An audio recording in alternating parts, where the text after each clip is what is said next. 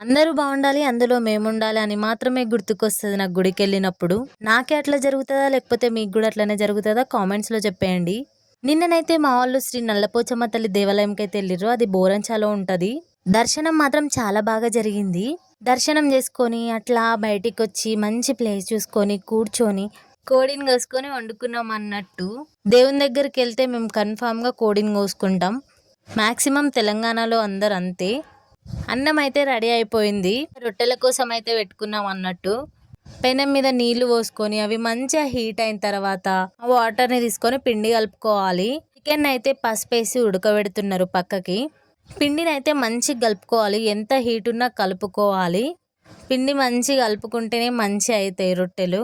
ఒక్కళ్ళు చేస్తే కాదు కదా, ఇట్లా బయటికి వెళ్ళినప్పుడు అందరు ఒక్కొక్క చేతేస్తేనే ఏదైనా అవుతుంది. అందుకే అందరు ఒక్కొక్కటి పని చేస్తున్నారు. మా అక్కనైతే రొట్టెలు స్టార్ట్ చేసేసింది.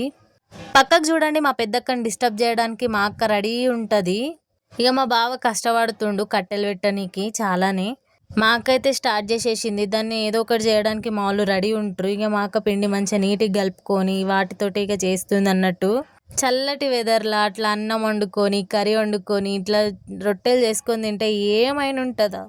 ఇక మా శిల్ప అల్లరి కొద్ది కాదు. ఇంట్లో ఉంటేనే ఆమె నోరు ఒకటే మోగుతూనే ఉంటుంది. ఇక బయటికి వస్తే ఇక తగ్గేదేలే అంటది ఆమె. ఒక సైడ్ రొట్టెలు ఇంకో సైడ్ కర్రీ అవుతా ఉన్నాయి. మా శిల్పకు అవసరం ఓవరాక్షన్ చేతైతే కాల్చుకుంది, మంచిగా అయింది. ఇక మా అక్కనైతే కష్టపడుతుంది. ఇంట్లో నుంచి అయితే అన్నీ తెచ్చుకున్నాం. మొత్తం ప్లాన్ చేసుకొని ఎంత మంచిగా అనిపిస్తుందో కదా. ఇట్లా ఏది మర్చిపోకుండా తెచ్చుకున్నారంటేనే మామూలు మాట కాదు అసలు. నిన్న వెదర్ కూడా మంచిగా కోఆపరేట్ చేసింది. అంటే అంత ఎండ లేకుండే, మొత్తం చల్లనే ఉండే. చాలా రోజుల నుంచే ప్లాన్ చేసుకుంటున్నాం కానీ కుదరలేదు. ఇక సడన్గా ఒక రోజు వచ్చేసింది. ఇక సడన్గా వచ్చిన రోజు అయితే చాలా మంచిగా కుదురుతుంది కదా. మనం ఎన్ని ప్లాన్ చేసుకున్నా ఏం లాభం ఉంటుంది చెప్పండి. దేవుడు పిలిస్తేనే వెళ్తాం కదా. మధ్యలో వెళ్ళి కూరని అట్లా అడుగంటుకోకుండా కలిపేసి వచ్చేసి ఆ వెదర్లు, ఆ ఫొటోస్, వీడియోస్ ఎంత బాగుంటాయో కదా. ఫోటో సెషన్ అయితే స్టార్ట్ అయిపోయింది. అంటే ఇక ఎక్కడికైనా వెళ్తే అది మ్యాండేటరీ కదా గర్ల్స్కి. నాకు ఈ లోకంతో పని లేదు, నా పని నాకే అంటుండు మా కృషిగాడు. అయితే ఇక ఆడుకుంటూ స్టార్ట్ చేసిండు. ఇంట్లో ఉంటే ఫోన్ చూస్తాడు, బయటికి వస్తే మంచిగా ఆడుకుంటాడు. అందుకే మేము కుదిరినప్పుడల్లా బయటికి తీసుకోవడానికి చాలా ట్రై చేస్తాం. ఆయన హ్యాపీ, మేము హ్యాపీ. ఇక మా వాళ్ళు అయితే పాడుకుంటా మంచిగా కూరగాయలు అయితే కట్ చేసేస్తున్నారు. ఈ గ్యాంగ్లో నేను సిరి మిస్సింగ్ అన్నట్టు.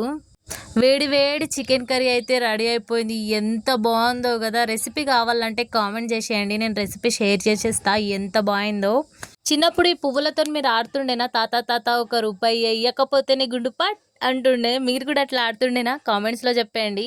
పక్కకే ఆ పువ్వులు కనిపిస్తాయి. ఇక మా అక్కకి చిన్నప్పటి రోజులు గుర్తుకొచ్చేసినాయి. ఇంకా తెచ్చుకొని ఒకటే ఆట. మా కృషిగాడు అయితే నిద్రపోయిండు అన్నట్టు. నేనైతే లేవ్వని మీ సంగతి చెప్తా అన్నట్టు వండుకున్నాడు కదా. అన్నీ రెడీ అయిపోయినాయి అన్నట్టుగా మొత్తం అన్ని దించుకొని తినడమే. ఇట్లా స్పెషల్స్ వేసుకున్నప్పుడు థమ్స్ అప్, లెమన్, ఆనియన్ వేసుకొని తింటే ఆ టేస్ట్ ఇంకా పెరిగిపోతుంది. ఇట్లా బయట వండుకొని తింటే టేస్ట్ కూడా వేరే లెవెల్ ఉంటుంది కదా. చక్కగా అన్నం తినని మా శిల్పనే అసలు లొట్టలు వేసుకుంటూ తిన్నదంటే మామూలు మాట కాదన్నట్టు. అది ఊహించలేని ఒక పెద్ద పరిణామం. పక్షులు తిరిగితే మా అక్క వాళ్ళైతే ఇగో ఇట్లా పోయి పక్కకు అన్నం అవన్నీ వేసిరన్నట్టు. చూసిరా, కాకి వెంటనే వచ్చి తింటుంది. ఎవరైనా అన్నం వేస్తారు కానీ మామూలు థమ్స్అప్ కూడా వేస్తారు. వెదర్ అయితే ఎంత బాగుందో. మాకైతే అస్సలు రావాలని లేదు అని అన్నారు కానీ ఏం చేస్తాం, స్టార్ట్ అయిపోవాలి కదా.